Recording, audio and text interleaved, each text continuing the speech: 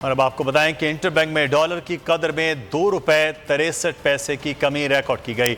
Interbank में dollar 237 रुपए 2 पैसे पर बंद हुआ। ओपन मार्केट में भी कदर में कमी वाक़ई हुई।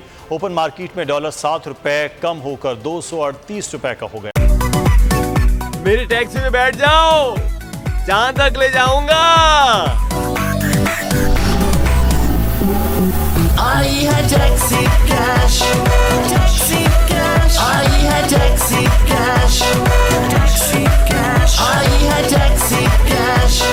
कभी टैक्सी वाले ने सवारी को किराया दिया, सुना है ये सीट नहीं हॉट सीट है।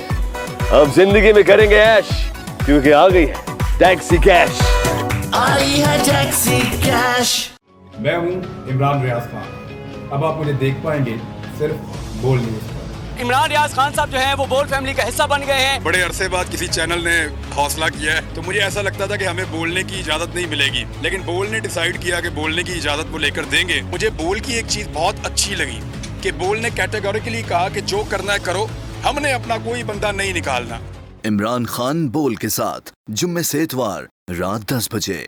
सबसे ज्यादा व्यूज, सबसे ज्यादा रील्स और सबसे ज्यादा रेटिंग के साथ बोल अब भी नंबर 1 पोजीशन पर बरकरार। सब्सक्राइब करें और बेल दबाएं ताकि कोई खबर रह न जाए।